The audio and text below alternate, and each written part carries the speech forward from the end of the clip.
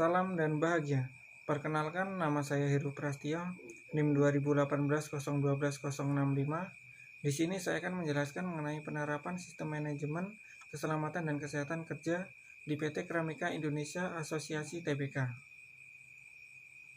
Sebelum memasuki penjelasan, kita mengenali rambu-rambu dan alat pelindung diri. Di dalam gambar, rambu-rambu terdapat 10 poin. Sedangkan alat pelindung diri terdiri dari kacamata pelindung, masker, sarung tangan, sepatu pelindung, helm pelindung, pelindung telinga, dan rompi safety. Poin pertama yaitu pemenuhan perundangan K3 yang terdiri dari Pasal 27 Ayat 2 Undang-Undang Dasar 1945, UU Nomor 13 Tahun 2003 tentang Ketenagakerjaan Pasal 86 dan 87, UU Nomor 1 Tahun 1970 tentang Keselamatan Kerja, Peraturan Pelaksanaan UU Nomor 1 Tahun 1970. Poin kedua, penyelesaian masalah K3 di tempat kerja.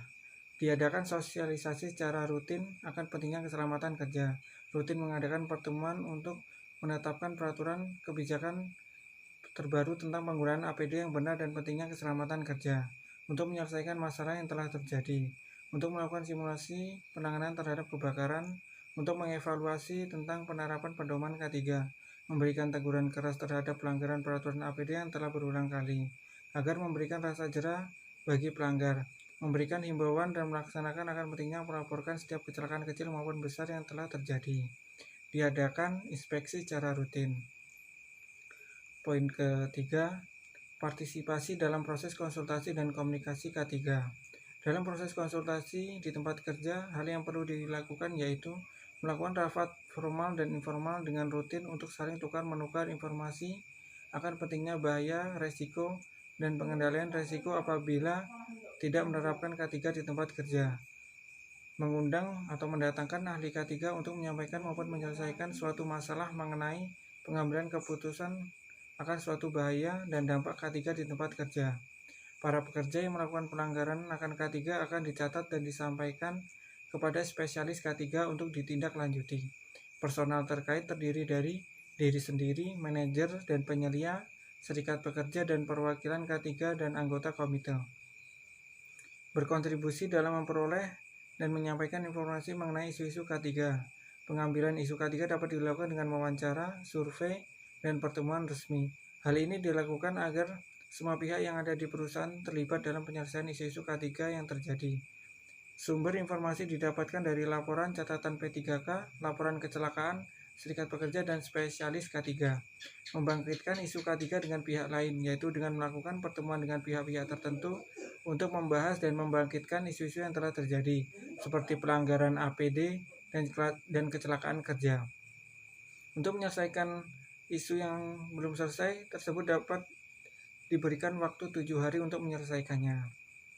Poin yang keempat, kontribusi dalam penerapan sistem manajemen K3. Memberikan sumber informasi dan data-data K3 yang diperoleh dari perundangan K3, pekerja, spesialis K3, dan konsultan. Semua data dan informasi yang diperoleh diidentifikasi, diakses, dan dievaluasi. Berkontribusi dalam menerapkan program K3 dengan melakukan pengecekan dan pengawasan secara langsung di lingkungan kerja. Melakukan sosialisasi kepada pekerja pada saat melakukan pertemuan bahwa penerapan K3 sangatlah penting. Seluruh pekerja diberikan program penelatihan K3 selama 6 bulan sekali agar mendapatkan wawasan dan pengetahuan akan K3 semakin banyak. Dilakukan pemantauan pada saat pelaksanaan program K3 dalam beberapa periode. Dalam menangani dampak K3 dapat dilakukan dengan melakukan sosialisasi secara rutin, memasang poster himbauan di setiap tempat yang dinilai bahaya, dan memberikan sanksi tegas terhadap para pelanggar. Hal yang dilakukan pada saat perubahan pengelolaan K3 yaitu melakukan pertemuan untuk mensosialisasikan dan mengingatkan semua hal-hal yang telah dilakukan perubahan. Dalam melakukan perubahan, baiknya dilakukan secara bertahap, diberikan himbauan melalui poster maupun baliho. Para pelanggar ditindaklanjuti dengan tegas dengan memberikan sanksi-sanksi yang telah dibuat perusahaan. Itu saja yang dapat saya sampaikan. Saya ucapkan terima kasih. Salam.